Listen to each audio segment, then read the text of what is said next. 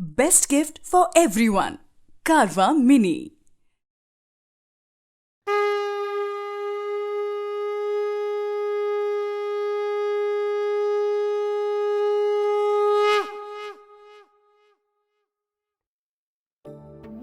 Hare Krishna, Krishna Krishna, Hare Hare. Hare Rama, Rama Rama, Hare Hare. Personal versus impersonal. Worshipping the form of God in the temple is better, or worshipping the unmanifest impersonal energy which is spread everywhere? Arjuna asks a direct question, and Lord Krishna gives a direct response. Lord Krishna also explains the relative positions of different types of yoga: Bhakti Yoga, Jnana Yoga, Dhyana Yoga, Karma Yoga, Karma Sannyas. So it's very important chapter, and then Lord Krishna explains, among all these transcendentalists, who is the one who is most dear to him? Without delay, let's get started with chapter 12, Devotional Service. This session is dedicated to His Divine Grace A.C. Bhaktivedanta Swami Prabhupada, our spiritual master and the founder and acharya of the worldwide Hare Krishna movement. Let us see verse 1.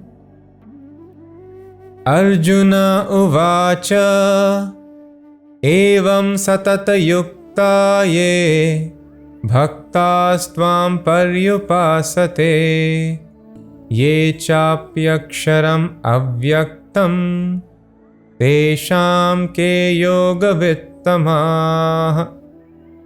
Arjuna inquired, which is considered to be more perfect, those who are properly engaged in your devotional service, or those who worship the impersonal Brahma, the unmanifested?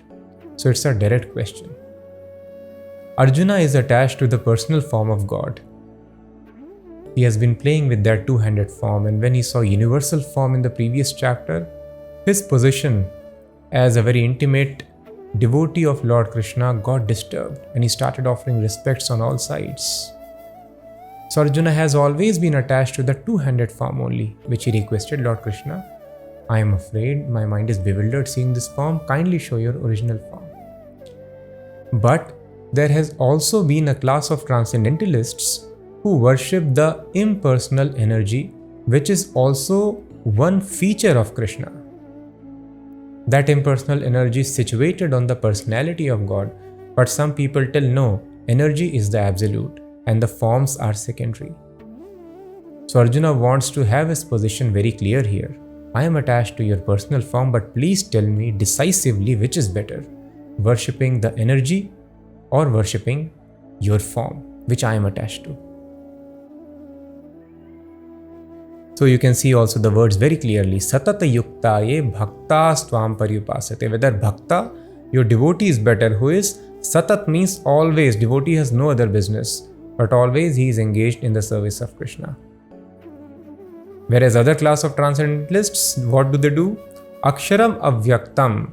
Avyak means which is unmanifest, aksharam which cannot be described, cannot be captured by the senses.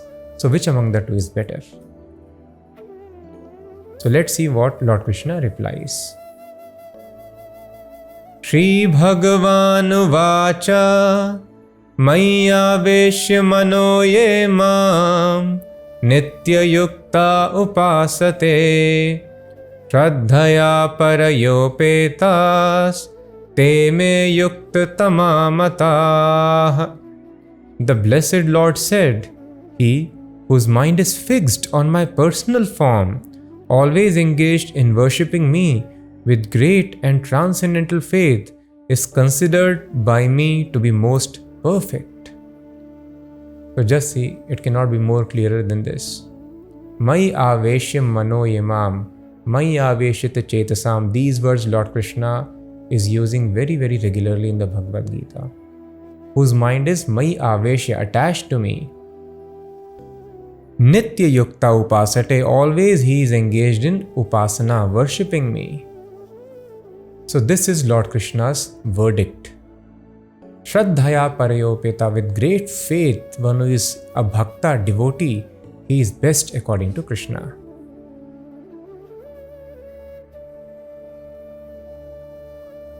Ye tvaksharam anirdeshyam avyaktam paryupasate sarvatra gam achintyam cha kutastham achalam dhruvam sanniyam yendriyagramam sarvatra samabuddhayah te prapnuvanti mameva sarvabhuta hite ratah. Lord Krishna explains, tu means but. But those who fully worship the unmanifested, that which lies beyond the perception of the senses, the all-pervading inconceivable, fixed and immovable, the impersonal conception of the absolute truth, by controlling the various senses and being equally disposed to everyone, such persons engaged in the welfare of all at last achieve me. So both ways are ultimately going to Krishna. One path is direct, another path is indirect. In this path, what a person is supposed to do? Aksharam anirdeshyam avyaktam paryupasate. So this feature is aksharam. It is beyond the perceptions, unmanifested, avyaktam. And if you want to advance on this path, then Sanniyam yendriya gramam. First of all, the indriya senses have to be controlled perfectly. So perfectly that all the sensual activity should be completely stopped. Just like a child is completely absorbed in a virtual game, a computer game, he cannot perceive reality unless he stops playing the game, because his senses are engaged over there. In a similar fashion, as long as our senses are engaged in this illusory world, one cannot perceive reality. One cannot understand the existence of spirit or the super spirit, super soul. So when all the actions of the senses are stopped, one stops hearing all the voices outside, hears Omkar from within, and one tries to search the super soul within himself, stop seeing all the external forms, stop talking, stop eating, all the sensual activity should be stopped. That's a very difficult task. Can we imagine a person who is not doing any sensual activity, not eating, not sleeping, not talking? Yes. Even though it is tough, but this stage has to be achieved. And once the sensual activities are stopped, one can understand the presence of super soul which is present everywhere. That is reality. Super soul is reality. These forms are illusion. The same matter. Food which we have eaten, it has got deposited here in our body. Now our body has got certain form. This form is not ours. We are the souls within the body. These forms keep on changing. We had childhood form, young form, old form. Then next life we can take animal form or demigod form, tree form. So these forms are not reality. Reality is spirit. So activities on this illusory platform should be stopped. Then one can understand the presence of super soul, soul everywhere. Sanniyam yendriya gramam sarvatra samabuddhaya. And then one becomes equally disposed to all the living entities. Sarvatra samabuddhaya. Because he stops seeing the outward dresses, tiger, lion, cat, dog, plants, vegetables. He just sees the spirit soul inside, accompanied by the super soul. Te prapnuvanti mameva. They also attain me sarvabhuta hite rataha. And also they have to, sarvabhuta hite rata means they are engaged in the welfare work of all the living entities. So some people tell, so-called spiritualists, it is very dangerous now. So many cults have popped up.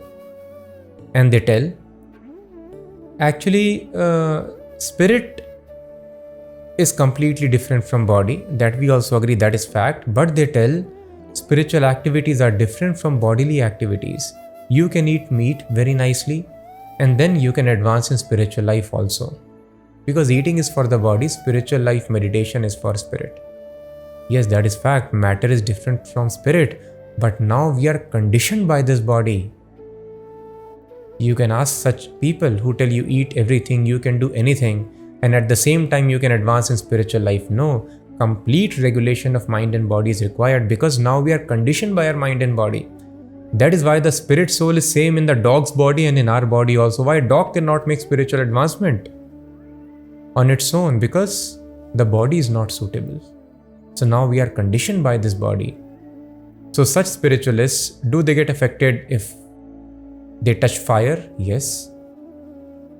So can we tell them you sit on fire and do meditation? No, we have to be cautious. Similarly, don't they eat anything? They get affected by hunger pangs? Yes. So we are getting affected by this body. As long as we are getting affected by the body, we have to discriminate. But there is a class of very advanced spiritualists who are called avadhutas, who have completely realized that I am different from the body. They can do anything and everything on the external platform. But this is very high, very elevated platform. Just like the example is given among the associates of Lord Chaitanya. So many were there on that platform. 3 days they would stay within water. We will die if we stay more than a couple of minutes underwater. But they would remain completely absorbed in samadhi, meditating on Radha Krishna. And within the water, after 3 days, they would come out, they would start dancing, completely unaware of what has happened. They are called avadhutas. So unless somebody is so much advanced that bodily changes are not affecting him, Prahlad Maharaj, you give him poison, he took poison and then poison turned nectar, no effect on the body. So till that stage is attained, one has to consider, one has to follow the rules and regulations, one must have a sattvic conduct in one's life. So you cannot eat meat, sarva bhuta hite rata, one has to be engaged in the welfare of all the living entities. The same spirit soul is in the body of a goat, hen or XYZ. Why we are discriminating? So that is not proper conduct. One has to see equally, sarvatra samabuddhaya, all the living entities on same platform irrespective of the body, and one must engage in the welfare of all the living entities. In this way, when the senses are under control, they are following rules and regulations, seeing everyone on equal platform, te prapnuvanti mameva, they also at last attain me. So although both will attain Krishna, one is a very short process. In this life you can be successful. In another indirect process of worshipping the impersonal Brahm, it will take, as Krishna has mentioned previously, Bahunam Janmanam Ante Gyan Man Mam Prapadyante. Bahunam Janmanam, many births it takes. And then when they are sufficiently purified, when they come across a pure devotee, by his association they can advance in devotional service. Like the 4 sons of Brahma, 4 Kumaras, Chatusanas, they took many births to attain perfection. But Dhruv Maharaj, who took to devotional service, he attained perfection within 6 months. So one is direct process, but another is indirect. But if they stick to their process, they also will attain Krishna in the end. So Lord Krishna is telling the first process is best because this takes a very long time. And another reason Lord Krishna mentions here. Kleshodhikatarastesham avyakta sakta chetasam avyakta hi gatir dukkham dehavadbhir avapyate. For those whose minds are attached to the unmanifested, impersonal feature of the Supreme, advancement is very troublesome. To make progress in that discipline is always difficult for those who are embodied. So there are 2 classes as we have discussed, Jnanis and Bhaktas. The Jnana yogis usually they worship the impersonal form of the Supreme. They worship the energy. They try to meditate on the energy. And the Bhaktas, they meditate on the personal form of the Lord. So the path of spiritual advancement will be very troublesome for those who have got attached to avyakta, unmanifest energy of the Supreme Lord. Klesho adhikatarastesham avyakt asakta chetasam avyakta hi gatir dukkham. So their complete path is miserable, Lord Krishna is telling here. To make progress in that discipline is dehavadbhir avapyate. For those who are embodied, it's very difficult for them to follow. So first of all, it is very difficult to understand this impersonal feature. Energy which is spread everywhere without any discrimination, whatever we are seeing, it is only Brahma. And understanding the non-perceptual feelings, getting attached to some impersonal energy is so difficult. We get attached to people, personalities very easily. So thus, when you see God's form standing in the temple, which is another incarnation, he is God only, who has taken the form of wood or stone XYZ. They are authorized forms. The example given is crude example, that of letterbox. If you put letter in a post office, now of course we don't put letters like that. Earlier when we are putting the inland letters, hard copies, then either you go to the post office or you go to a letterbox. The end result is same. The letterbox, that red box, is acting in exactly the same fashion. It is acting like a post office. That is authorized. If somebody thinks, oh, let me also make a form which looks like red and I'll paint it like that and put letter over there, that will not go.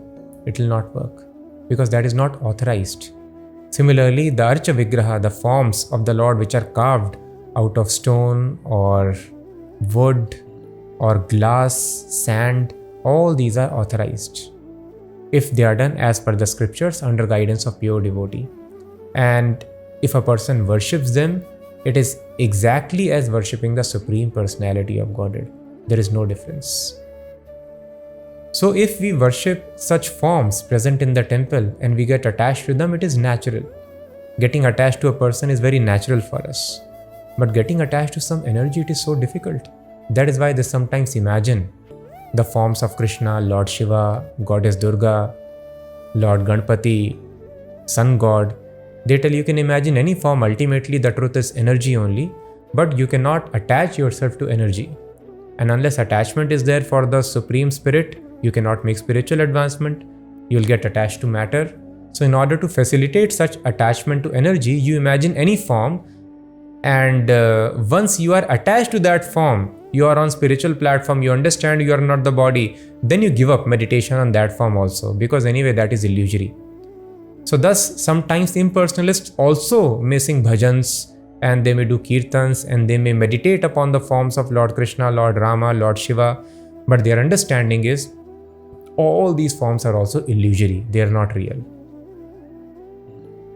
So thus it is very, very troublesome. Either they will do such misrepresentations that these forms are illusory and try to do some stopgap arrangement till the time we get liberated. Let us meditate on this form. Others, they try to meditate upon the impersonal features. So Krishna is telling, Kleshaha adhikataras tesham. Their path is very troublesome because they have to understand non-perceptual feelings, get attached to some energy, very tough.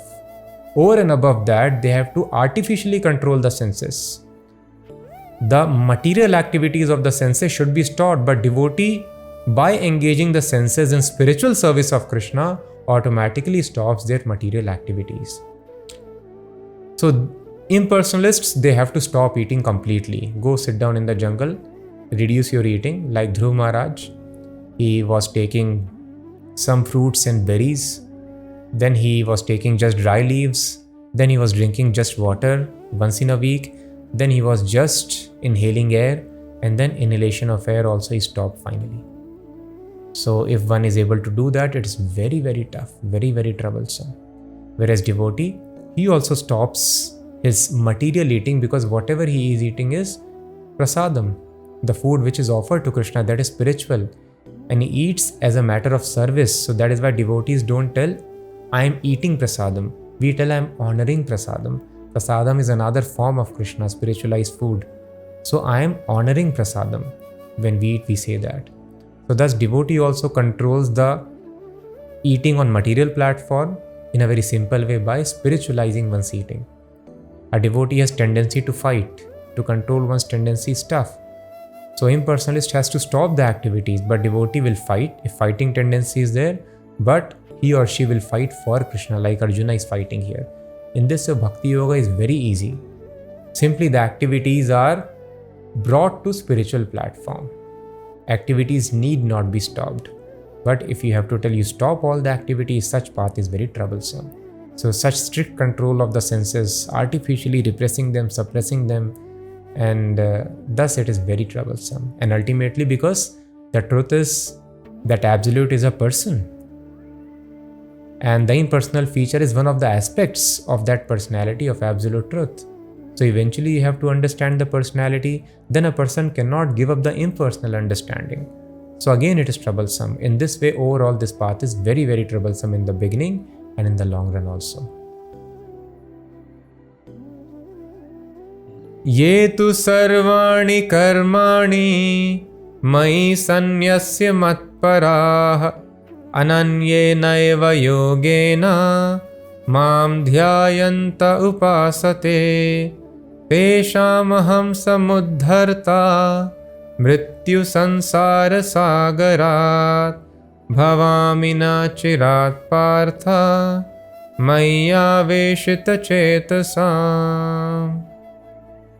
For one who worships me, giving up all his activities unto me, and being devoted to me without deviation, engaged in devotional service, and always meditating upon me, who has fixed his mind upon me, O son of Pritha, for him I am the swift deliverer from the ocean of birth and death.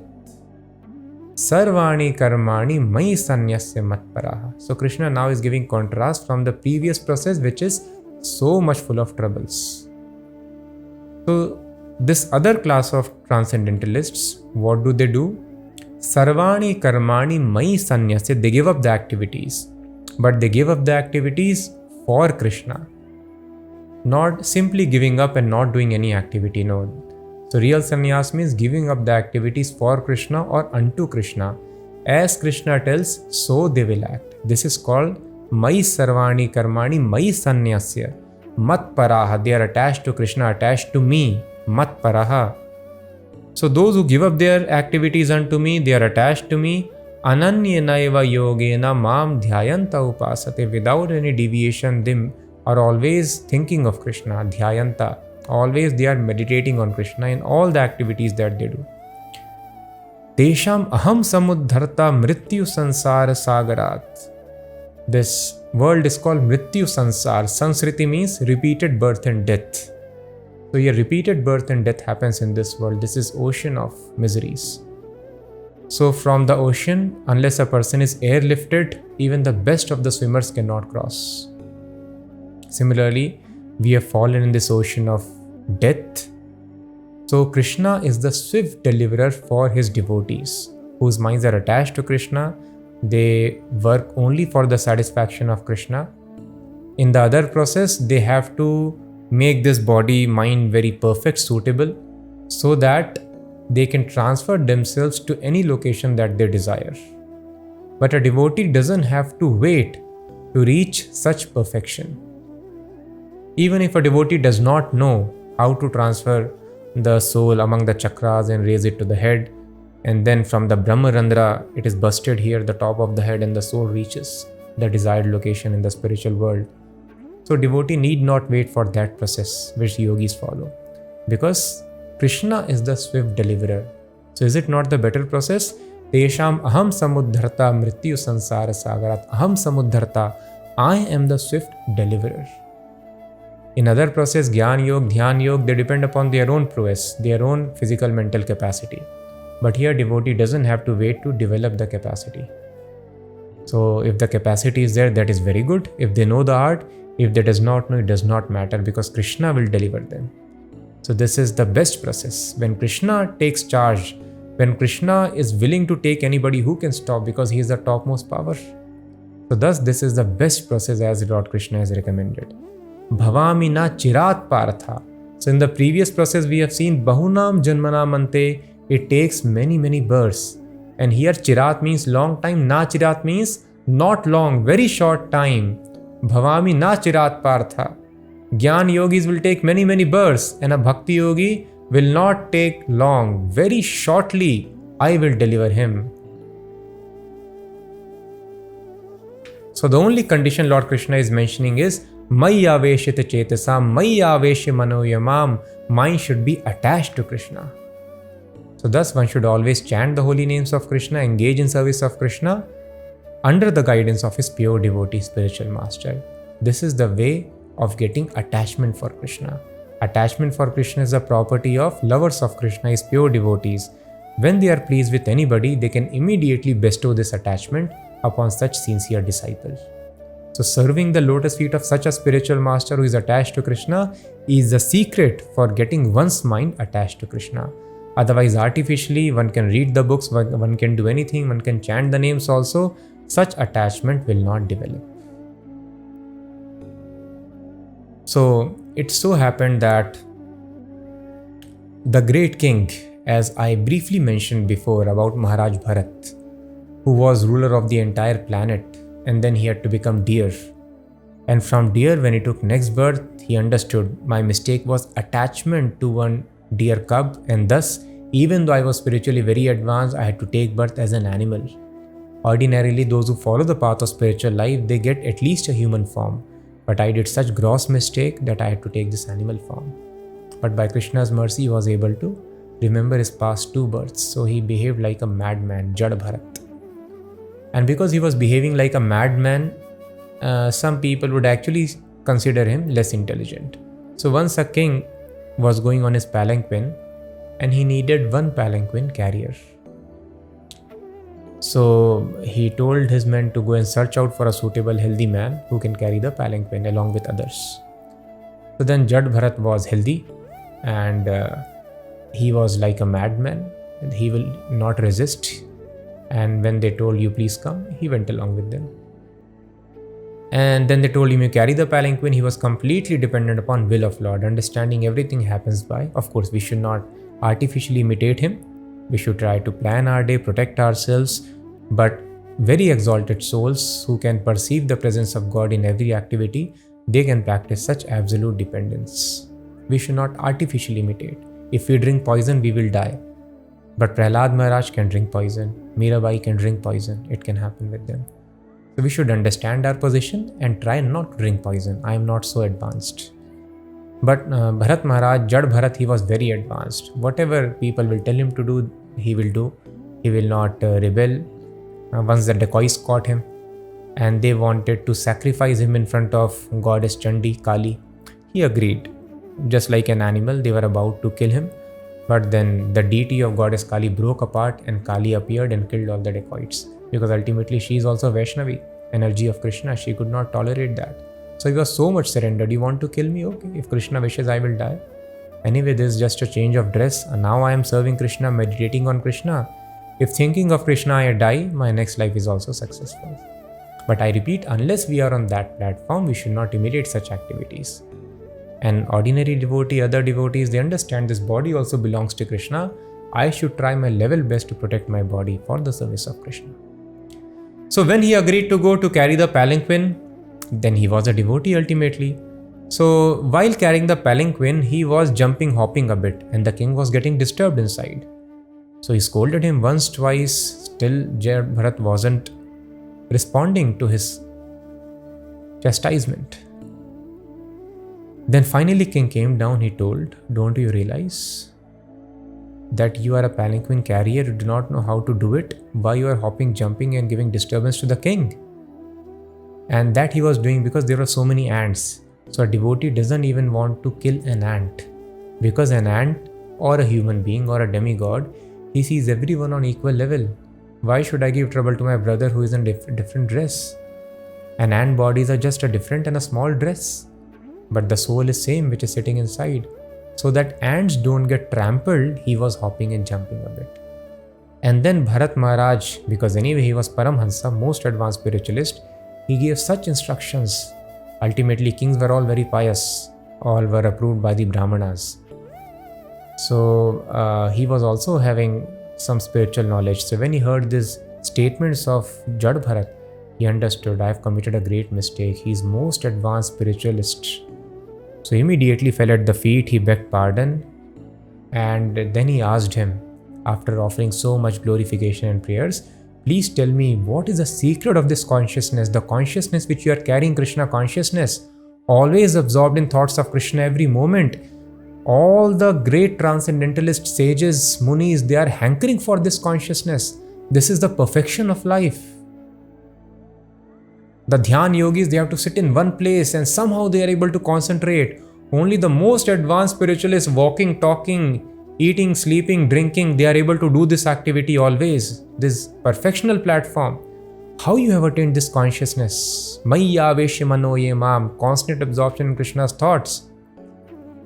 So then he spoke this beautiful shloka. he told. Rahu ganay tat tapasa na yati, na chedjaya nirvapanat grahatva, na chandasa naiva jalagni suryair, vina mahatpad rajo abhishekam. It means, Rahugana, O King Rahugan, his name was Rahugan. Rahugana tat, this consciousness, tapasa nayati, cannot be attained by tapasya. You do lot of tapasya, you stop eating, drinking, and you take all physical, mental discomforts. You cannot attain this consciousness by tapasya. Tapasa nayati, by becoming sannyasi, you cannot do this. Na chedjaya nirvapanat grahadva, you leave your house or you do worship. Ijjaya, you keep on worshipping, but by worship also you will not attain this. Na chandasa, you read all the Vedas, Purana, scriptures very nicely. You become expert in following brahmacharya. You cannot attain this consciousness. Naiva jalagni suryair, jal agni surya. So this is unique tapasya. In chilly winters, chilling temperatures, you keep yourself neck deep in water. Now we will die, of course, we should not practice that, but earlier people were having strong bodies and minds. So in such waters, pinching cold water, they would stand neck deep in it. And then when it is very, very hot, Jala Agni Surya, they will burn Agni all around, and then under hot sun they would sit in scorching Agni. So even if a person does all these kinds of very severe austerities, this consciousness cannot be attained. So by reading Vedas, you cannot attain brahmacharya, you cannot attain leaving your house, you cannot attain becoming sannyasi, you cannot attain. By doing any tapasya, you cannot attain worship, you cannot attain. Then what is left? So he told, Vina mahatpad rajo abhishekam. Raj means dust. Mahatpad means the dust of the lotus feet of great devotees, pure devotees. Abhishekam means unless you smear yourself with the dust of the lotus feet of devotees. In other words, unless, yes, the dust of lotus feet of devotees is also powerful. That is why when we go to temples, we touch the steps and put on our heads. Some people do not know.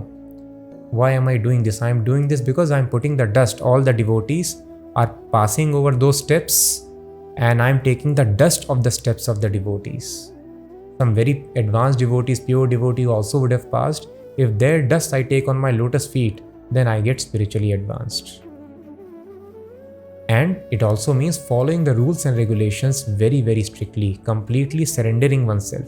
One can smear oneself with somebody's dust. It means one is completely surrendered, sold out to that person. So Vina Mahatpad Rajobhishekam, unless somebody is completely surrendered, he or she is very strictly following the rules and regulations of Mahatpad, of the lotus feet of great devotees, pure devotees. This consciousness cannot be attained. Same thing Prahlad Maharaj is telling. Prahlad Maharaj's status also was like this, so exalted. Snake bite, nothing happens. You throw him from mountain, nothing happens. You put him under the hailstorms, nothing happens. You attack him with deadly weapons, nothing happens. Hiranyakashipu did tapasya for hundreds of years and then he got such amazing powers. And this small 5-year-old child was able to defeat all his powers. So he's surprised, what is the source of your power? So thus Prahlad Maharaj also tells the same shloka, that this consciousness cannot be attained. Matir na Krishne parato swato va Krishnamati, he uses this word, Matir na Krishne. This Krishnamati cannot be attained by people who are very much attached to this material life. Nishkinchana nam na vranita yavat mahiyasam pad rajo abhishekam. Same words he uses. Pad rajo abhishekam mahiyasam. You have to take the dust of the lotus feet of great devotees. So Prahlad Maharaj was fortunate to come in association with Narad Muni, the incarnation of Bhakti Shakti of Krishna, his spiritual master of entire universe. So unless somebody comes in contact with such pure devotees and surrenders unto them, follows the rules and regulations, one study of the Vedas, one can read Bhagavad Gita very nicely, one can worship Lord in the temple very nicely, but it will not be effective unless these things are done under the guidance of pure devotee, unless one surrenders to a pure devotee. That is why Lord Krishna also told in the very beginning to Arjuna, getting this spiritual knowledge is the result of all the rituals that you follow. And to understand this knowledge, what you have to do is chapter 4, verse number 34. Tad vidhi pranipatena pariprashnena sevaya tattvadarshina. You have to surrender to tattvadarshi, render service unto him, surrender unto him, and ask questions. So approaching tattvadarshis, pure devotees, Mahatpad Rajobhishekam is the common factor everywhere and the only factor. Then everything becomes effective. Then our study of Vedas, our tapasya, our worship, everything becomes, our chanting, it becomes fruitful. So ultimately, a person has to reach this platform. And this Lord Krishna also will explain in the 13th chapter. Acharya Upasanam, worshipping the Acharya, pure devotee, yo mad bhakta same priyaha, such devotee who is very dear to me, worshipping him. This is very important element of knowledge. So this condition should be met always. Mai aveshe mano yamam. Mind should be completely absorbed in Krishna. And Krishna tells, Tesham aham samudharta. To those who are always thinking of me in all the activities, their activities dedicated just to me, I will deliver them very soon from this ocean of birth and death. Now Lord Krishna starts describing the yoga ladder, the topmost platform of yoga.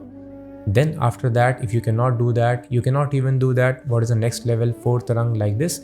Very clearly Lord Krishna will be mentioning. So all our doubts, which path is better, which is best, which is subordinate, it will be very, very clear now. So please hear carefully. Mayeva mana adhatsva Mai buddhim niveshaya Nivasishyasi mayeva Ata urdhvam na sanshayaha. Just fix your mind upon me, the Supreme Personality of Godhead, and engage all your intelligence in me. Thus you will live in me always without a doubt. So here Krishna is mentioning, Mai evaman adhatsva mai buddhim niveshaya. If mind and intelligence are absorbed in Krishna, then a person is living in Krishna, a person is living in the spiritual world. Even though his body may appear to be acting on the material platform, but that person is completely liberated on spiritual platform. This is called Jivan Mukta stage. As a sleeping person appears to be present here in this world, but he's completely unaware. He might be having some pain in the body, some fever, some other problem, but he's completely unaware, aloof.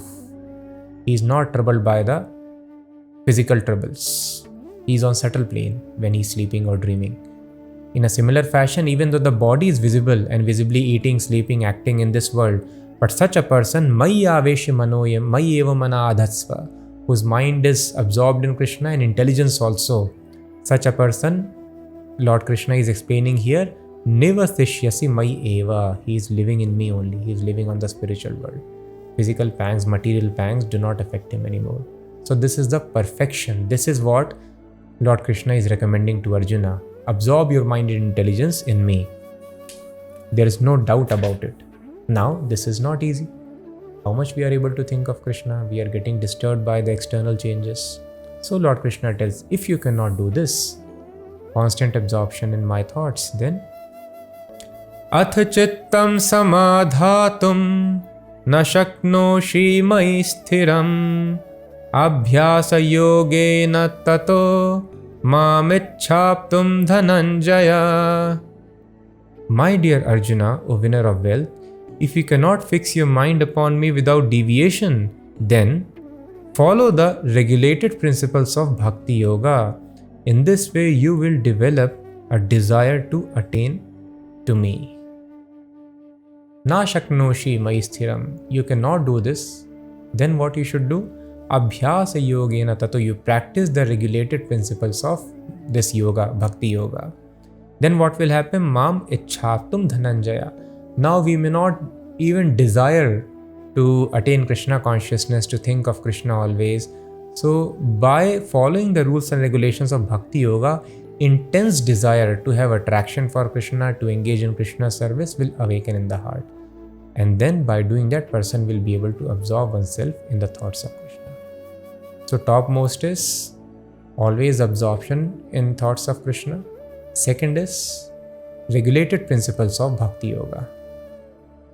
Now, one may tell, I cannot even do this. Regulated principles, getting up early in the morning, chanting the names of Krishna, offering him arti, giving him something to eat, and dressing him, and observing fasts on certain days. Like this, many rules and regulations are there. I cannot follow even that. That is somehow troublesome. Then Lord Krishna he is very merciful. He tells, Abhyasepya samarthosi mat karma paramo bhava madartham api karmani kurvan siddhim avapsyasi. If you cannot practice the regulations of Bhakti Yoga, then just try to work for me, because by working for me, you will come to the perfect stage. Madartham api karmani. So one cannot do this chanting or sankirtan or worshipping Lord early in the morning, fasting, so many other things. Then engaging oneself in the service of Krishna is what is recommended here. Madartham, for my sake, api karmani, kurvan siddhim avapsyasi. If you do this, then you will also come to the perfect stage. Gradually, you will be able to follow the rules and regulations, and then eventually your mind will become fixed on me. So how to work for Krishna? This we have seen in the last verse of 11th chapter also. Mat karma krin, mat parmo, mat bhakta, sangha varjita, mat karma krin, Krishna karma. So what is Krishna karma? Krishna has this karma of spreading this knowledge. Yada yada hi dharmasya glanir bhavati bharata. When people forget the path of religion, righteousness, the right path of attaining love of God, going back to God, then I come here to give this knowledge. So spreading this knowledge is Krishna's work. And to spread this knowledge, we need everything. We need organization. We need so many resources, financial resources. So if one has money, one can contribute money to such an end. If one has got any skills, one knows the art of civil engineering, you can please come and render services by constructing the establishment for Krishna. If you have your other skills, I am very expert floor cleaner. Come and clean, sweep the floor of Krishna. That is also Krishna karma. I do not know much. I just grow vegetables. Then grow vegetables for Krishna, bring and offer them to Krishna. Whatever activities you are doing, I just know how to cook for Krishna, Krishna karma. One should do work for Krishna. All one's skills can be used for Krishna. So those skills, if used for Krishna, then that also brings a person to spiritual perfection. This is third level after that.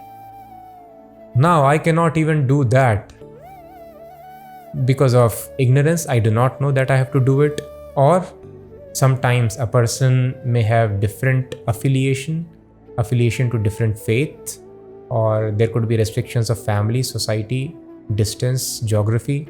Then how one is able to do if it is not possible? Then Lord Krishna mentions, Athaetad apyashaktosi kartum madyogamashritah sarva karma phalatyagam tatah kuru yatatmavan.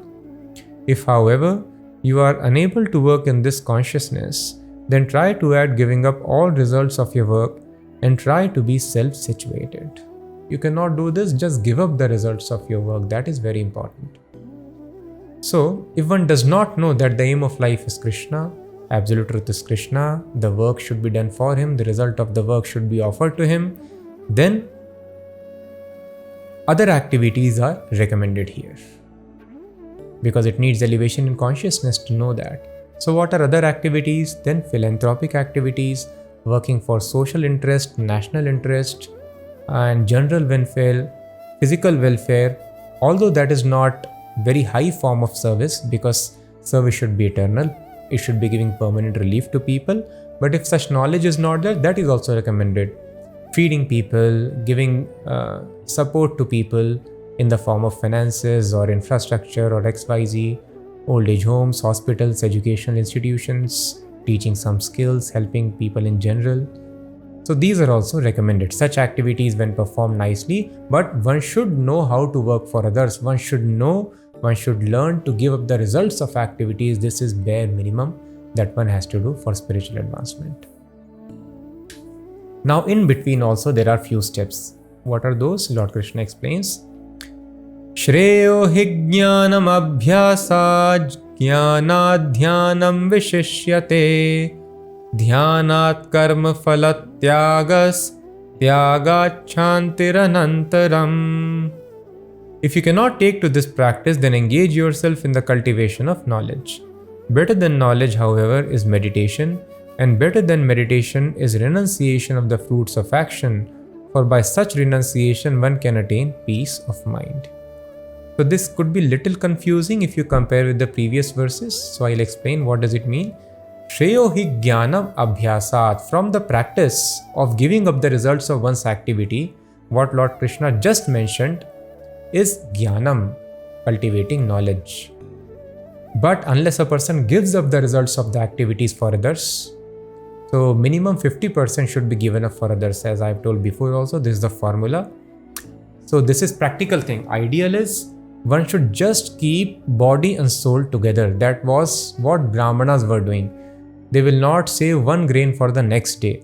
Just they will somehow arrange maintenance for that day, and they practice dependence on the Supreme Lord. Brahmanas will not save anything at all. Just they will keep body and soul together. But it may not be practical for everyone. So God gives very practical instructions. If we are thinking that something is written which is very difficult to understand, not practical, that means we might not be understanding from the right source or not under proper guidance. The knowledge mentioned in Vedas is there to be understood and to be implemented. So under proper guidance, in proper source, it should be understood and implemented. So one has to act in this consciousness. One must give up the results of one's activities. But because God is practical, He tells, not everyone can be expected to become Brahmana immediately and just live by keeping body and soul together. That is why others, they have this formula of using 50% minimum for Krishna service. 25% of wealth should be kept for emergency purpose, because in household there could be emergencies. And in 25% of the income, one should be able to meet his expenses, regular expenses. So our living standard should never exceed more than 25% of income. 25% is bank reserve and 50% should be used for Krishna. This is practical. And ideal, you can aspire to reach a stage where you are just living by keeping body and soul together. Rest everything is going for Krishna. Now this 50% also could be tough. So you can start with minimum 30% or 20% or at least 10% or whatever is possible for you.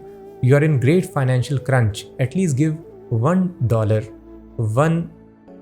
one rupee for Krishna. Start with that minimum. But something we should start, we should fix it, and gradually we can aspire to reach more and more and reach this recommended of minimum 50%. So this should be done for Krishna by giving the results of one's activities. Even if one gives for general welfare work, which is the first rung of this yoga ladder, then one's intelligence and mind becomes purified. Then one can understand the spiritual subject matter. That is why it is told, Shreyo hi jnanam abhyasat. Better than this practice of giving up the results for general welfare work is jnanam, the path of knowledge. And higher than the path of knowledge is jnana dhyanam vishishyate. When a person advances in knowledge, then automatically one learns to meditate. So process of meditation is better than that of cultivating knowledge. Jnana dhyanam vishishyate. And higher than meditation is dhyanat karma phalat tyagas. So one may ask, what is this?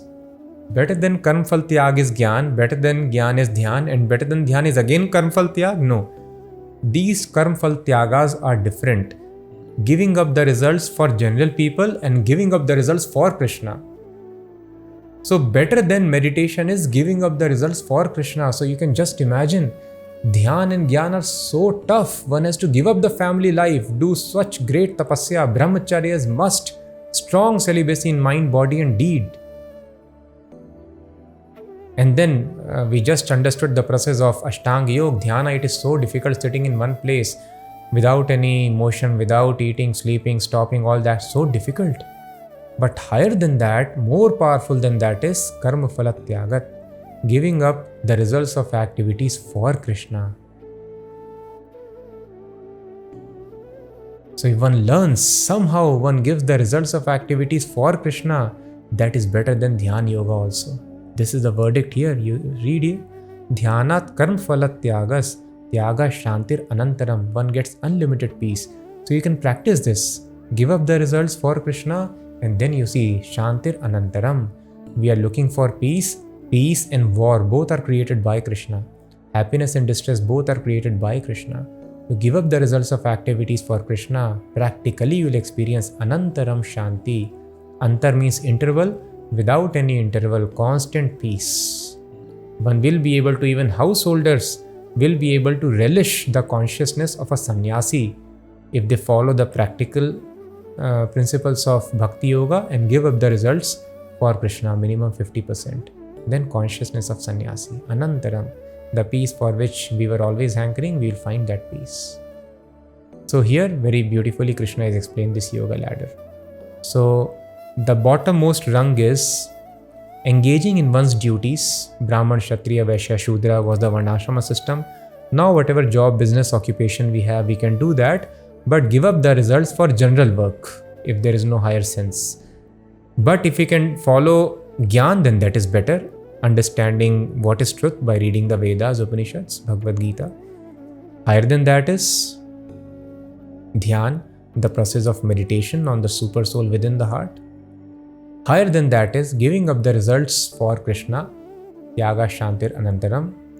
Higher than that is, Lord Krishna has mentioned, Madartham api Kaunteya, working for Krishna. So what is the difference between giving up the results of activities for Krishna and working for Krishna? So one does not exactly want to work for Krishna. Krishna is telling you do this activity. No, I am attached to that activity, but I will give the results to you. Just like one son is telling, no father, I don't want to work with you, but I will give you maintenance. I will give all my money to you, but I want to do this kind of job. I want to live away from you. So this is also better. At least he's supporting the family, supporting the father, parents. But a better, more obedient child would say, yes, father, you will please tell me, what should I do? You want me to be here? I will be here with you, no problem. So that is higher stage. So giving up the results of Krishna means a person is attached to the results. He will enjoy and give up for Krishna also. But higher than that is working just for Krishna under the direction of Krishna. And higher than that is engaging in rules and regulations of Bhakti Yoga, getting up early in the morning, Brahm Muhurta, taking bath at least twice a day, and worshipping the Lord in the temple, chanting, doing kirtan, offering food to the Lord, regular reading of the scriptures. And higher than that, the topmost level is always the mind is absorbed in thoughts of Krishna, intelligence is absorbed in Krishna's service. All the limbs are completely engaged in service of Krishna. For one moment, a person does not forget Krishna. This is the topmost platform. So in this way, gradual elevation is sought in spiritual life. So very clearly, Krishna has explained this. This is called yoga ladder. Everything is yoga. So a person is expected to keep moving upwards. But when a person stucks at some level, then he is known by the respective rung. When has got stuck at the Gyan level, he is called Gyan Yogi. When has got stuck at Dhyan level, he is called Dhyan Yogi. Otherwise, Yogi means he should be progressive, should keep on moving upwards. And finally, he should reach Mayi eva mana adhasva, Mayi buddhim niveshaya, mind intelligence completely absorbed in Krishna.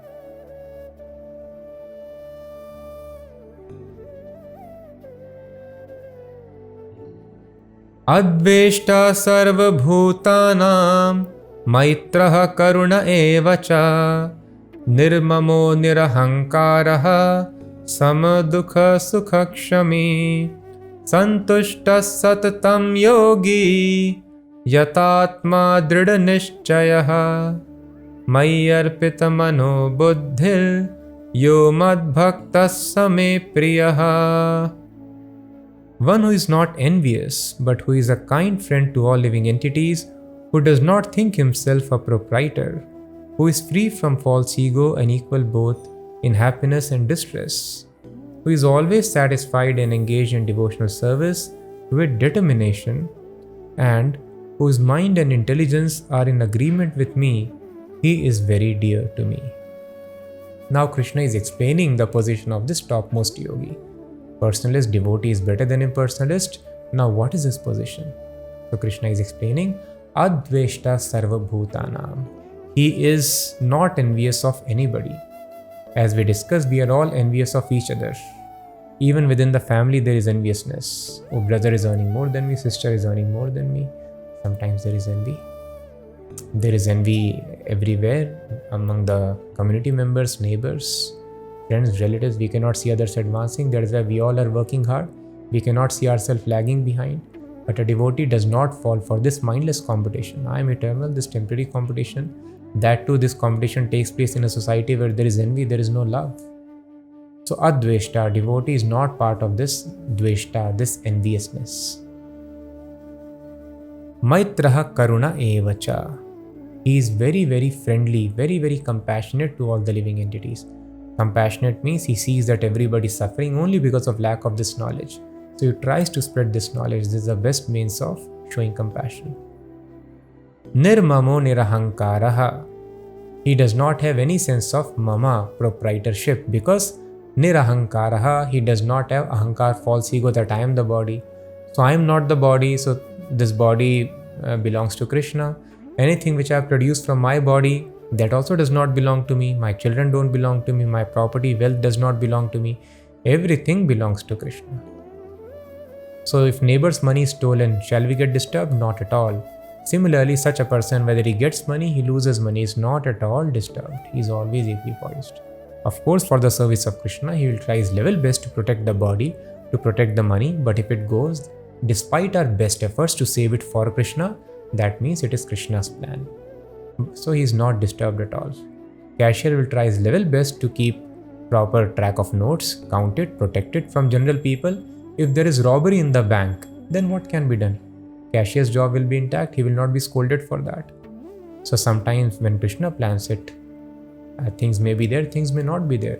But devotee is always equipoised. That is why it is told, Sama Dukkha Sukha Kshami. In Dukh and in Sukh, he is always Sama. He is always equipoised. Santushta Satatam Yogi. Such a person is always satisfied in every circumstances.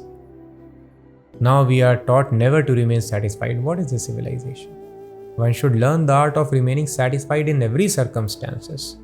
Whatever is happening outside, I am not affected by it.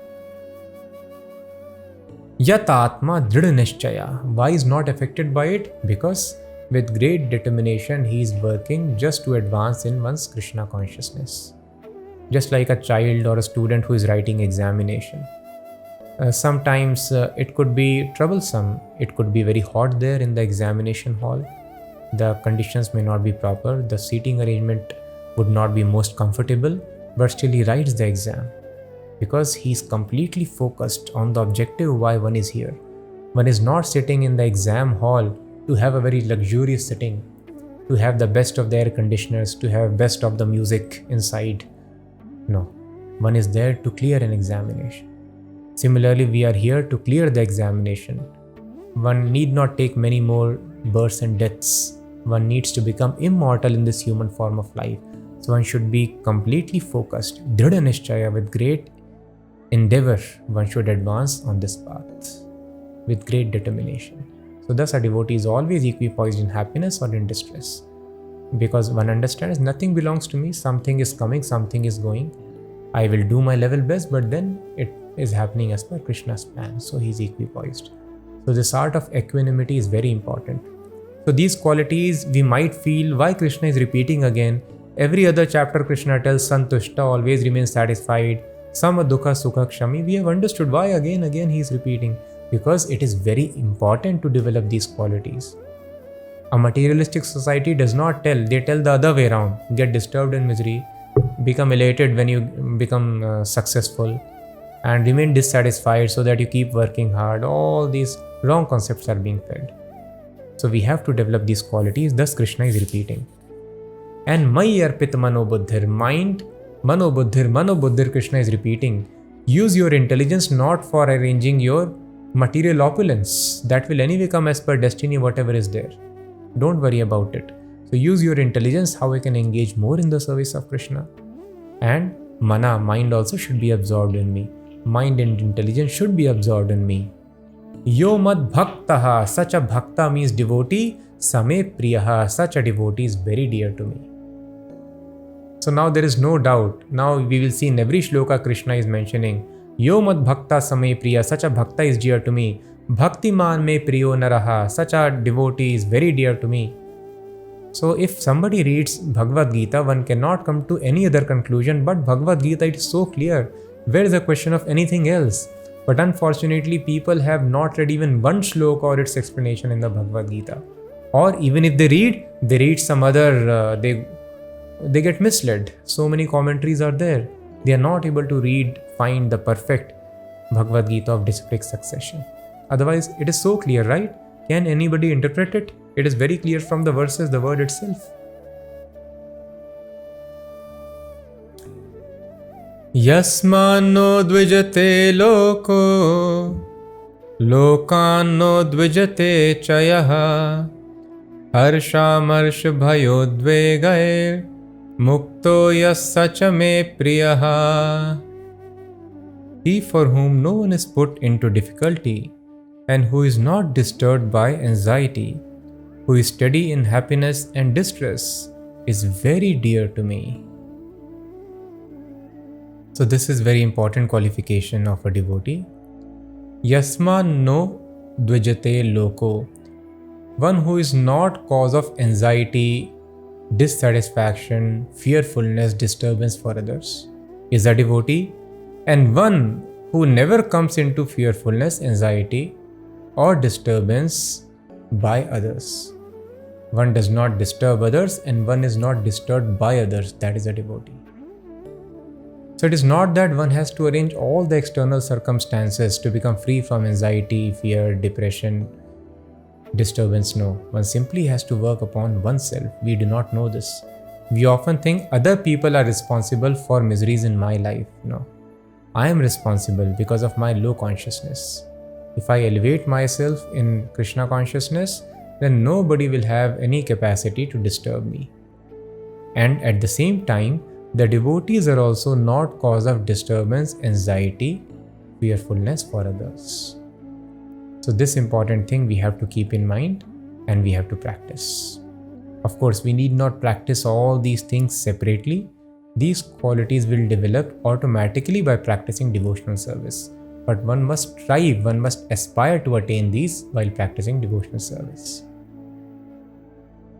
Anapeksha shuchir daksha udasino gatavyathaha sarvarambha parityagi yo madbhaktas same priyaha.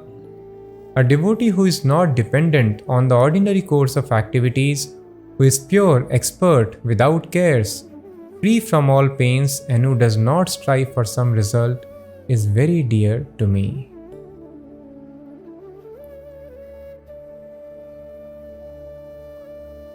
Yo narishyati na dveshti, na shochati na kankshati, shubha shubha parityagi, bhaktiman yassame priyaha.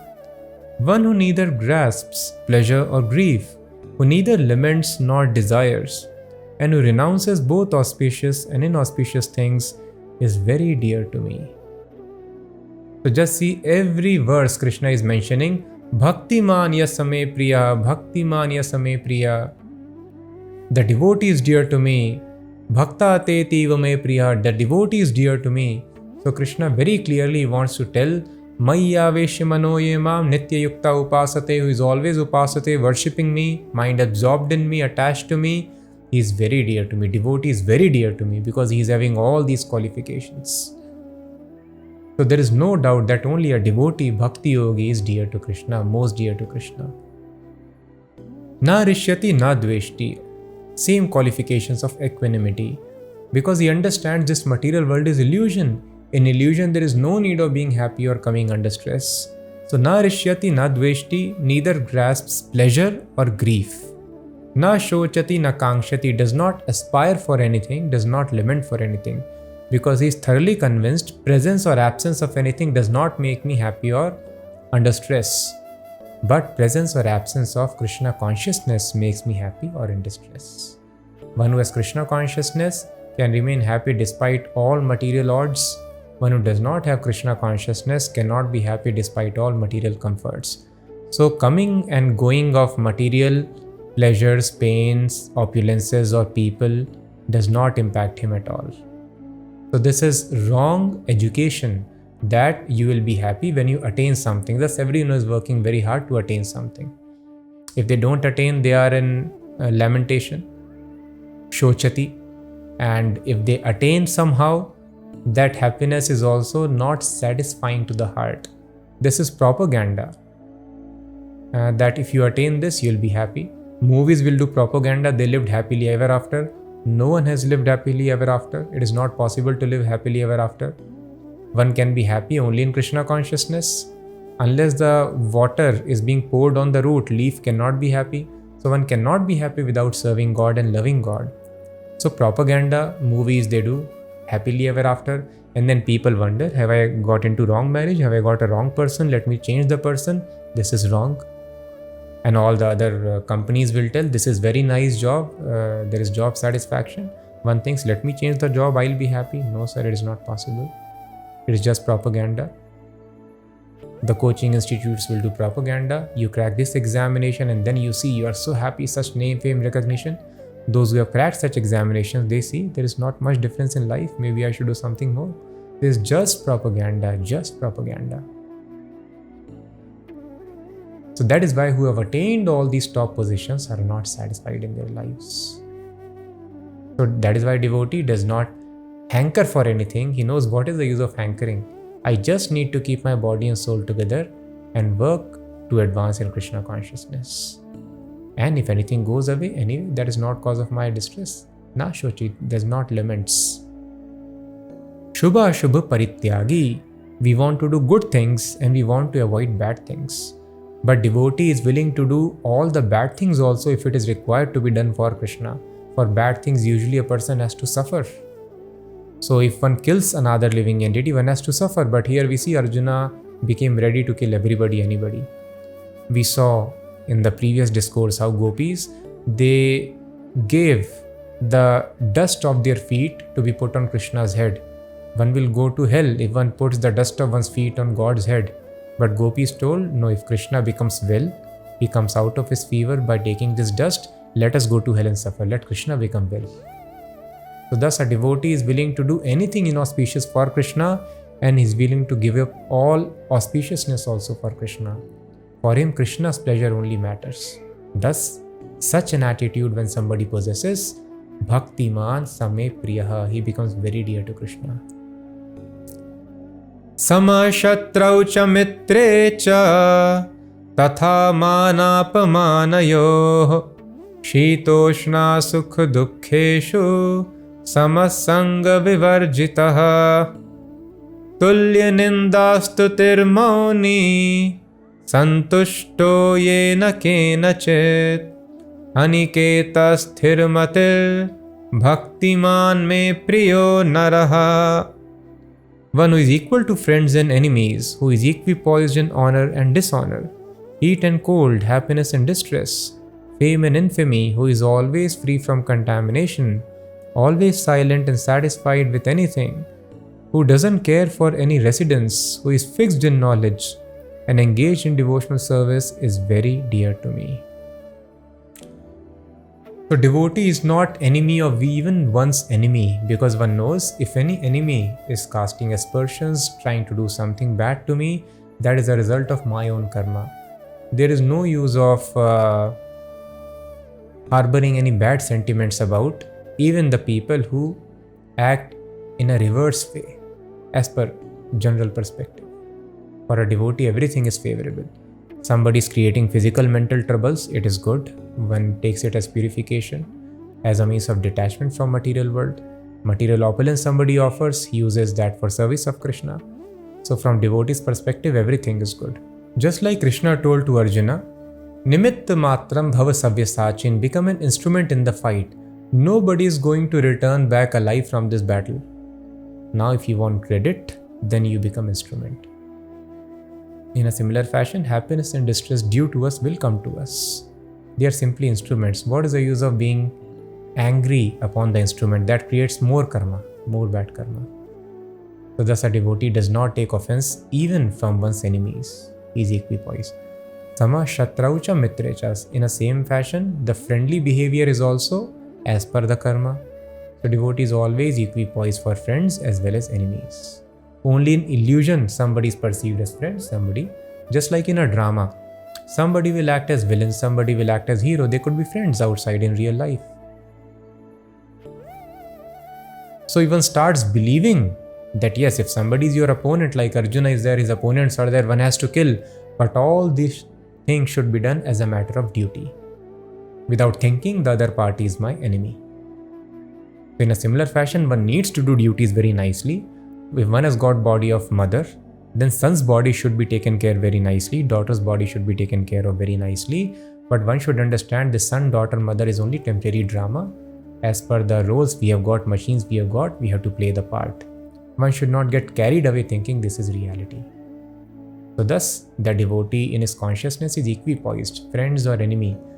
The feelings are generated only in illusion. He does not have animosity or special affection. He is equipoised to all. Sees everyone as part and parcel of God. As soon as one sees any living entity, one offers respect. Because Lord as Paramatma is sitting within the heart of friend, of enemy, of animals. So any living entity we see, we should offer respect immediately as we offer respects to temple. This is the disposition of devotee. Sama shatraucha mitrecha. Tatha manapamaneyo. Man and apman. It is also for the body. If somebody has got is sitting in a dull machine, then the machine anyway will behave in a dull manner. If somebody tells you are a dull person, dullard, one should not be disturbed. My machine is dull. Somebody is not beautiful. No, I am not. Souls are all beautiful. But my body is ugly. So I don't get disturbed. I don't mind. So somebody is praising or criticizing, it is only for the body. I take a nice body and the body is so good looking. And somebody praises me, oh, you're looking so nice. I should not get carried away. So thus a devotee is completely undisturbed by man and apman. The whole world is hankering for man, trying to avoid apman. In this illusion, they are taking so much of stress and anxiety in life. All because of illusion that I am this body. So devotee is equipoised in pleasure, in pain, in man, apman, in praise or in criticism. Shitoshna sukha dukkheshu. In material pleasure or material grief, in heat and cold, devotee is also equipoised. He is always focused on his service to Krishna, not deterred by heat, cold, happiness or distress. Tulya ninda stitir moni, same thing, santushtu yena kenachit. Always one is satisfied in every circumstances. Aniketa sthirmatir. Aniketa means one who does not care about residence. For service of Krishna, one can accept residence under a tree also, or one can live in palace also, does not matter. Wherever Krishna's service is required, devotee is willing to live, he does not care about residence. So all these things make a devotee very dear to Krishna. So all these qualities we can note and we should aspire to develop. Spiritual life is so nice, simply if we desire, we will attain it. Material life, if we desire, we may or may not attain in this life. Everything depends upon karma. If we have strong desire, nature will inspire us to do right karma. And then after a certain number of lives or whenever it is possible, once we have done sufficient karma, we will get that result. But ultimately, any result means more birth and death. So spiritual life, similarly, whatever you desire, you can attain even in this life. There is no destiny controlling spiritual affairs. So if we want to develop this wonderful consciousness, we can do it. So one should aspire to have these qualities.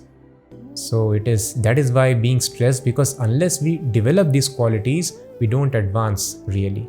So one should aspire and engage in service of Krishna. Engagement in service of Krishna will bring forth all these qualities automatically. Separately, we need not do any other endeavor. Just Krishna's service. Yetu dharmamritam midam yathoktam paryupasate Shraddhadhana mat parama bhaktastetiva me priya.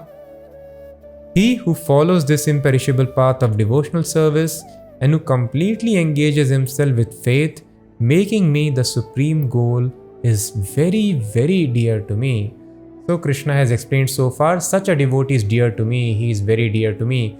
Now Krishna is mentioning Ativ means very, very dear to me. Who is very, very dear to Krishna? Ye tu dharmamritam idam, who follows this imperishable path of devotional service, who completely engages himself with faith, Shraddha mat parama, making me the supreme goal. So one should not simply get stuck in these qualities or engage in bhakti for some other motive. One should just have Krishna only as the ultimate aim of life. One whose aim of life is Krishna and who follows this path, such a devotee is very, very dear to Krishna. And then there is one devotee who is most dear to Krishna. Nobody has been dearer. Here Krishna has mentioned various qualities. You don't get disturbed by happiness and distress, you are dear to me. Don't care about residence, you are dear to me. And you don't hanker for anything, don't lament for anything, you are dear to me. But there is one qualification Krishna tells, that Krishna mentions at the end of Bhagavad Gita. Nobody has ever been dearer to Krishna, and nobody in future also shall ever be so dear to him as this person. Who is this person? 18th chapter Krishna writes. So entire Bhakti Yoga is being dear to Krishna. The more we become dear to Krishna, pleasure in devotional service, spiritual life comes. We get all the knowledge. Who am I? What is God? What is our relationship? Everything follows automatically. Simply one has to become dear. So the person who is most dear to Krishna, Krishna mentions at the end of Gita is Nacha tasman manusheshu kaschin me priya krittamaha ya imam paramam guhyam mad bhakteshu abhidhasyati. One who explains this knowledge to others, preaches to others. This is a secret. First secret is to understand Bhagavad Gita, and second secret is to spread this knowledge to others. Then we become most dear to Krishna. So with this ends this very important chapter, devotional service. These very important verses are chanted, just 20 verses in many ceremonies, Abhishekam ceremonies in all the temples, because all the confusion is completely sorted out, and the topmost position, the topmost personality is completely, very clearly, without any doubt, explained in these verses. So let us try to assimilate, let us try to develop these qualities. With this, the sandwich portion, the stuff, the most important matter is there in between the bread loaves of the sandwich. So similarly in Bhagavad Gita, the most important section has been very carefully preserved in the middle, that is Bhakti Yoga, the middle 6 chapters. First 6 chapters Karma Yoga we have studied, now last 6 chapters Jnana Yoga. This Jnana Yoga also is very important, because if you follow simply Bhakti Yoga, that is very nice. Just you can engage in service of Krishna. But as we have discussed, we are prone to use our discretion and deliberation in this age. And culture also is not so strong. If somebody gives some false arguments, we may deviate and leave the path.